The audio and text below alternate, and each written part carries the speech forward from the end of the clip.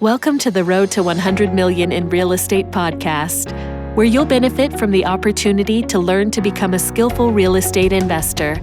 You'll get guidance from top industry producers, operators, and investors who are eager to help you learn from their proven strategies of success.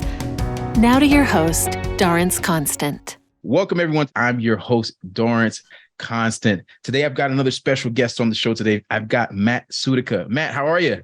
Hey, I'm doing good. Sun is shining. Oh, yeah, absolutely, man. It looks like you've got that sunshine, that Florida sunshine in the background there. Yeah. In the winter at that. Yeah, the doctor said I needed more vitamin D. So I'm I'm not putting the blinds up and just letting it kind of come in, give me a little tan today. There you go, brother. There you go. Well, folks, before we jump in, I just want to introduce you folks to Matt and let you know a bit about him. Matt is one of the leading experts in multifamily insurance and chief investment officer at Obie, an insurance and portfolio management platform for real estate investors. Formerly one of State Farm's top performing agents and founder and CEO of Skylight Insurance, which is now acquired by Obie. Matt has since built a sizable practice in the multifamily space with Obie and strives to provide each investor with a streamlined, transparent, and consultative insurance process. Again, Matt, welcome to the show. Hey, thanks for having me. That intro is great. I really appreciate it. For sure. Well, Matt, we start our show off pretty similarly, and I'd like to hear from you. How has real estate impacted your life? Well, so that's actually a question I kind of love right now because real estate has kind of taken over my life in a way. I would have introduced, so I'll put it this way. I used to introduce myself as an insurance person. Then it was an entrepreneur who happened to do insurance. And now I'm at the point where I'm like an entrepreneur who, does insurance for my day job and real estate as a passion, would be kind of how I would, discuss those two items in my mind. And so real estate, I'm helping individuals from an insurance standpoint. It's given me such a knowledge base of real estate in general that I've been able to be an investor myself. I've been able to get lucky enough to do a couple GPs on some deals personally. And just really, it's really full circle for me. I get to use all the stuff that I learned on the insurance side to be a better investor and vice versa. So I would say real estate is a super huge part of my life and my family's life. That's awesome to hear, Matt. Matt, so let's dig a little bit deeper about your story. What is your expertise? Yeah, so my expertise in the multifamily insurance space is really the fact that, just like I alluded to, is that we really understand what a syndicator or a person purchasing an asset is going through. And we use that knowledge and we use insurance as a tool to help them get to the finish line and beyond. Where a lot of times in the industry, right, people are just like, oh, you need insurance. Let me just go to carriers and get that. And it's very see ball, hit ball. In our end, I feel very responsible because most of my clients come to us and they're not even like a shopping situation. They're like, hey, Matt, I'm buying this asset. It's going to close in 60 or 90 days. Get it done for me. Right. And oh, by the way, make sure that, I don't lose any proceeds here. Make sure, Arbor, Bancorp, whoever is going to approve what you do.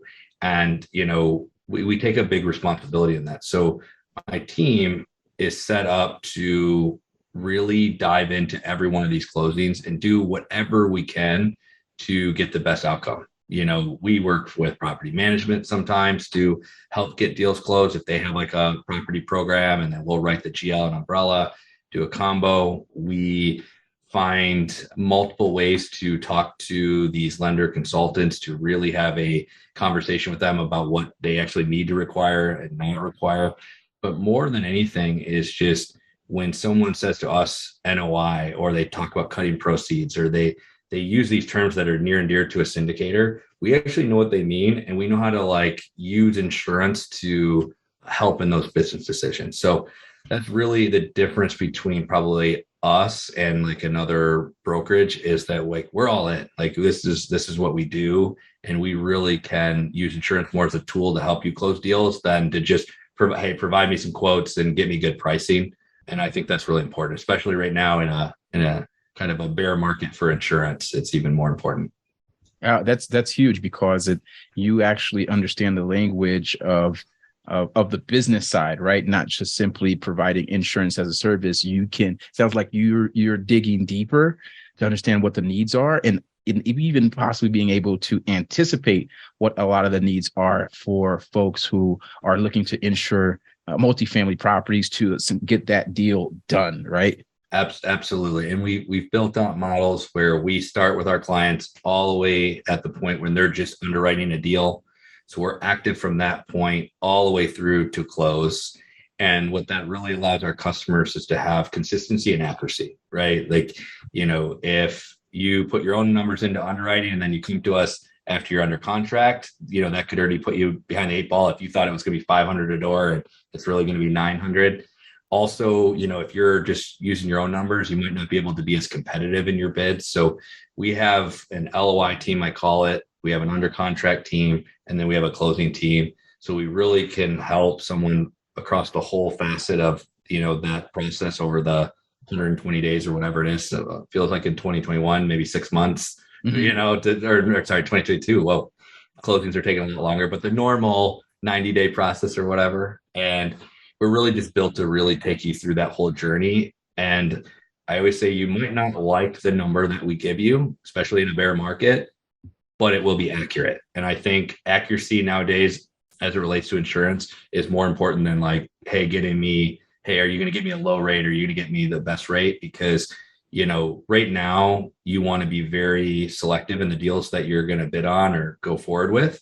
And it's better to just know that number is going to be high and it's whatever, and the deal still work, than to, estimate a lower number, get under contract, and then, again, you start getting into a proceeds conversation, or you're trying to reach trade, or all these different things that happen. So that's what we concentrate on and the more we work with partners who just really trust in us, that becomes a lot easier, because we don't feel like we have to give a lower estimate at LOI time or when underwriting time just to kind of win the deal or make you happy. We can actually be a partner and, tough love in bear markets, but give you the actual correct information and not just, what the OM said or, what you want to hear.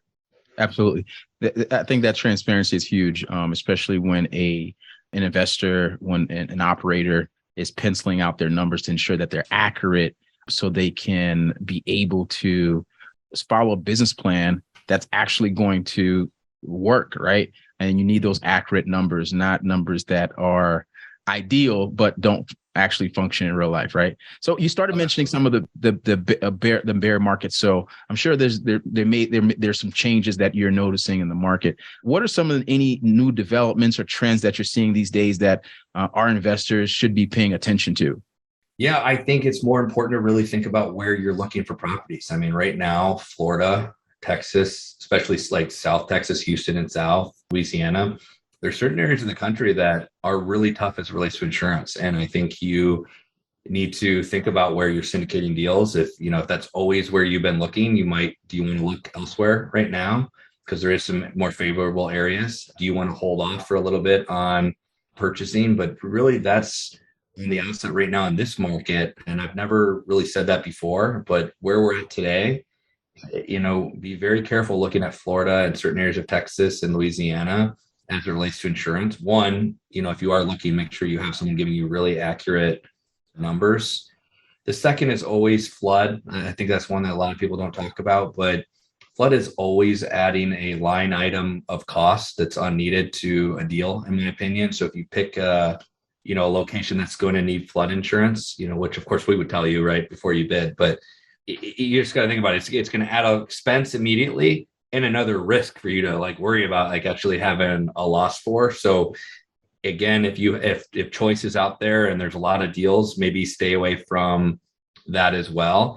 And then I think talking to, your broker, and I'll use myself as an example, call me, let's talk business. I'll tell you some areas like Arizona. I don't know everything about Arizona and deals, but I know the last couple ones I've quoted out there at $190 a door. So if you think about 190 compared to what's called $1,000 or 900 a door in Florida, that differential right there. Now, I don't know about the rents and I don't know some of these other things that, that the syndicators are looking, but that's a pretty big line item difference that maybe makes a deal more sweet out there than it does maybe in Corpus Christi or something at the moment. So those are the things that we also try to provide. And what I would be looking at is talk to your insurance person about not where it's bad, but like, where's it good? Like, where are you seeing some good stuff? Like, where's some market trends? Where are other people buying? Insurance is a pretty good indication, right, of a lot of things. If you think about it, right? Mm-hmm. We find out the crime score, which relates to a lot of things as a syndicator. If you have crime, you're going to be dealing with some maybe property management issues, right? We see, from claims history, whether or not you might have some issues there, not only weather related, but, have you had 75 tenant fires lately? Maybe the wiring has some issues, right? Or, right. things. So again, a lot of people forget to use insurance as a tool to help them underwrite deals beyond just what does it cost per door. There's so much information that insurance can gather for you that you can use to figure out stuff, maybe even make a more aggressive deal with the seller. Maybe, because you have so much more info, right? Like if you see that there was a couple losses from the seller, like the seller is responsible for that. No different than if the seller only has the occupancy at 70% compared to 93%. Like they didn't fill things. They also had losses, and those losses are going to cost you some more money on your insurance, not just year one, but probably for a few years. Like you want to equate for that. And, when you're bidding and talking through these things with, the seller, during the purchase. So we basically want to make certain that we're leveraging the skill sets that a broker or, insurance underwriter has, so we can even do further analysis of some of the different elements of the project or the investment, I should say. Very cool. Oh, absolutely. You see that there was a bunch of slip and falls, or you see there was a bunch of, whatever losses. It gives you an indication of kind of who the tenants are. Right. There's a lot that if your eyes wide open to all of the other things that insurance can provide and help you with, compared to just being laser focused on what my price per door is, you might not be able to change the price per door because that's very kind of location based and some other things. You can't go, change the unit count or all these other factors. But what you can do is based off of what you're going to end up paying for the insurance, you can use that for negotiations elsewhere. And that to me right now is something to concentrate on. Absolutely. So let's look at this scenario. We've done that. We've got a good property as an operator or an investor. We want to go in and we want to get this deal closed. What should an investor have prepared to be able to get a fast and accurate quote from you? The most simple thing is if an OM can make us dangerous, OM and loss runs and our current policies is like the ideal submission. But usually before you're submitting a bid, you probably at best can get an OM or off market details. And then doing your due diligence, you can hopefully pick up the loss runs and the policies. But that's really the main items. Of course, I'd love a roll and a site map, of course, but those are kind of just the extra tools. But just focusing down, if I can get a good OM, that can make us pretty dangerous on the estimation for you. And then loss runs and current policies are going to do the biggest wonder right now for you as far as pricing and information of the risk. Okay, you actually just mentioned something important: the actual the insurance policy that's in place now. So would you dig deeper as to why that helps to generate the proper quote? Yeah, absolutely. Because what's under the assumption that the current seller policy is correct, like let's just go under that assumption, is that policy hopefully will fill in a lot of gaps between what's potentially on the OM. I'm sure a lot of your listeners will laugh at this, but just if you didn't know this, not all OMs are always accurate or correct. So it does give a little bit of checks and balances to an OM. But more importantly, it does some other things, right? I see if it's a carrier already has, right? Let's just say it's Travelers. I'm just using it for an example, right? Well, most likely if Travelers is already on that, they'd be very interested in staying on it. And it might be just as simple as what the insurance is doing, what's called a broker record, or, basically moving that policy to the new buyer. And that's a good method in general, but it's definitely a great method now because it probably a lot of times with 30 on it, you might get your best pricing. But also the other thing, if you've been an operator for a while and you've done insurance, you know what comes after a close, the inspection, right? And an inspection recs. And I don't like those. My team doesn't like them. No syndicator likes them. It's a pain in the butt. You get this list of things from the carrier of cut back this tree, fix the sidewalk, whatever it is, right? And it's a pain in the butt and it costs money. Well, since the other carrier's already on it, there's a good chance that either maybe they either don't inspect because they're already comfortable with it, or that inspection goes a lot smoother since they already know what's going, on there. So those are the other reasons why we love getting the policies outside of just, it being a collection of data, is we can potentially use it to, again, make your insurance experience better. Gotcha. So it's really important to come to you, not only with the OM, but that previous insurance policy in hand as well, to be able to, leverage some of the advantages that already exist in the policy.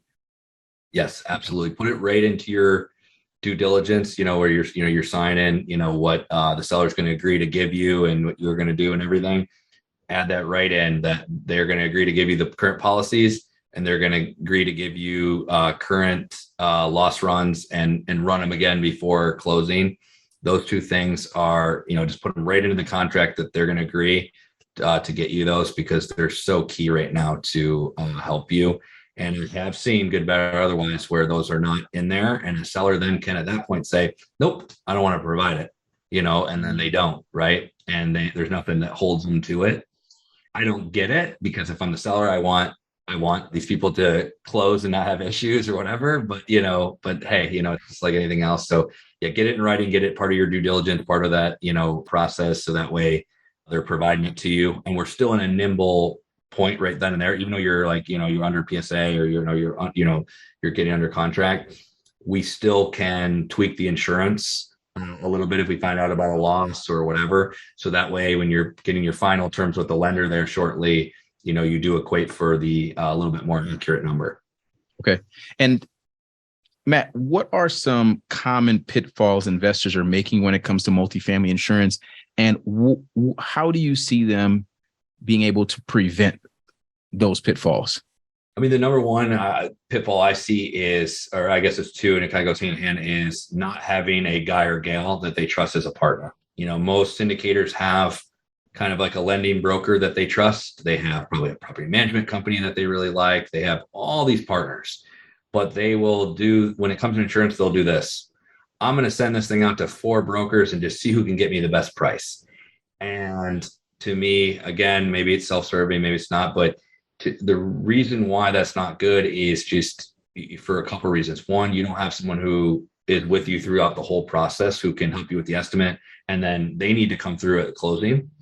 And two, there's only so many insurance markets. And if you have right now multiple brokers working on a deal for you, it's basically like FIFO. It's like first in, first out with the carriers. So if I go to 10 carriers and I get 5, and then I'm blocked on 5, and this other broker goes to 10 and they get 5 and they're blocked on 5, the odds of me getting my favorite 5 and them getting their favorite 5 is really low. So what happens is I send you my third best property with the number 1 GL, and they got the number 1 property with the number 4 GL. And who loses? It's the actual customer. At the end of the day, the one broker on the left could have got you all of them, and the one broker on the right could have got you all of them, where you would have had number 1 and number 1. And so the person who ends up losing is actually the client or the syndicator, because they're perceived that more brokers will get them more deals. And it might be the case in like homeowners insurance where there's a billion carriers, but in the multifamily space, especially in certain states, there's very few carriers, and you want one broker who's just going to be able to have access to all those, especially if you're going to layer, et cetera, on them. And then the other mistake too is not having your broker that you really trust get involved early. Get them in when you're making the bid, because I see too much, even people I work with, where they look at the OM, or they just went off the hip or whatever, and they put this crazy insurance number. I had one guy today that told me he called me up. He's like, hey, help me out with the insurance, right? It's in Florida, 200 and some units, right? He's like, okay, what number did you use for underwriting? He goes, 510 a door. I'm like, oh gosh, we're already behind the 8 ball here, right? Like, Right. no one would give you 510 a door right now. Like, and if there's anybody listening who has access to a carrier at 510 a door, please call me. I would love to have a contract with them, because as far as I know, that's not out there right now, right? Right. But again, so now, even at best case scenario, I get them at 900 or 1,000 door. We just doubled their stuff. That's causing all kinds of issues, right? Absolutely. So it's those two factors of the biggest mistake is just not having someone you trust to be your partner in the insurance space. Bring them on, trust them, and then let them do their thing. And just know that, just like everybody else that you trust, they'll get you from bid to closing date in the best possible manner. Great advice. Thanks so much for sharing that. I'm sure that's going to help someone, if not many people out there, so they can avoid some of these common pitfalls that could, frankly, potentially wreck a deal. Imagine 500 some odd dollars a door, but that doubles. That will throw more than a wrench in your underwriting, right? Absolutely. All right. Well, Matt, let's switch gears a little bit. What's something you're working on right now in your business that our audience should know about, and it's exciting for you? Yeah, I actually have a good one. So I talk about this LOI timeframe. What we realize is that we have clients all over the place, different countries, different time zones. And a lot of people still have W-2 jobs that are doing this. So they can't underwrite a deal till 1 a.m. So my guy, his name is Nick. He's been running our LOI team, doing the estimates manually. I gave him a challenge about 6 months ago. I said, hey, could you digitalize your brain, in what you're providing with the customer? So we have the first version going out here soon, and you'll be able to just come to us or come to our site to get this, for those who are curious, of actually where you can do a full estimate using a tool at 1 a.m. that is as close to having one of my team actually physically look at it as you can. And so we're pretty excited about that, to allow people, if they're looking at deals out in California and it's 2 a.m. our time in East Coast, and they want to just, they might want us to look at it more in depth, but they just want a ballpark. They just want to get an idea at the time. We want to give that 24/7 access. So we're pretty excited about that. We partnered with a company who does a lot of the value-added construction stuff within the space. And because those kind of go hand in hand, a lot of people are going at that time to see how much, if they're doing a value-added property, it's going to cost to, put new paint on or do, different things there. And then they can also estimate their insurance and vice versa. So I love tech. And so that is one of the things that is most recent, top of mind, that I think is coming for people in this space, to just do another thing to help you be more nimble as you're underwriting deals. That is exciting, right? That adds a layer of process, right, and systems in the business that allows things to get done without having to take a bunch of time for you. So congratulations to you on that improvement in your business. Hey, and tell me about one book that's had an impact on your life for whatever reason. And okay, well, I have a 1-year-old, so the impactful books right now are 5 pages long and no words. But I think you got me with the 4-hour work week we were talking thing. I think the book Never Eat Alone, and I'm blanking on the author, but it was given to me, and I'm not a huge reader, just full disclosure, I'm the guy who wants to read more, but it's given to me by a friend named Kevin Smith, and called Never Eat Alone. And more the concept of this book was just what really got me into this networking space. And it was this thought that you have to eat every day, right? And you have to, and this is my version of it, so those who are no, that's not exactly, this is what I took from it, right? Is that you have to eat every day, or you have to do these different things like that, always finding a way to connect with people and work and do things even, these podcasts, for you and I, for an example, right? We're doing a podcast, but, you and I've gotten to connect. And so it's for me, it's, always being connecting, always taking an opportunity that if you're going to do anything, that you get the fullest out of it. So it's not just a podcast today. It's also, you and I, connecting and, heck, we talked about maybe doing a trip together when we were offline. Like, that's really what I liked from that book, is what it inspired me to do beyond what the pages said. That's awesome. And Matt, if you could wave a magic wand and change one thing in your business, what would it be? Oh, that's easy. I would love to have a fully digitalized property product that, we, up to 200-300 units, where people could have things that right now, due to it being a little bit still old school, I'll call it, that we have to wait 3-4 days on, that really doesn't need to. So that would be the thing that I would have. This is coming. I would wave my wand and have it today, where we can basically take the OM, if you can imagine, drag and drop it, and it's providing a property quote instantly. Would be very, very cool. And that's coming, that's what we're working on. And I just can't wave the wand over my engineering and product team enough to get it there just yet. But that would be so ideal. I mean, it'd be so impactful to, everybody across the board. Awesome.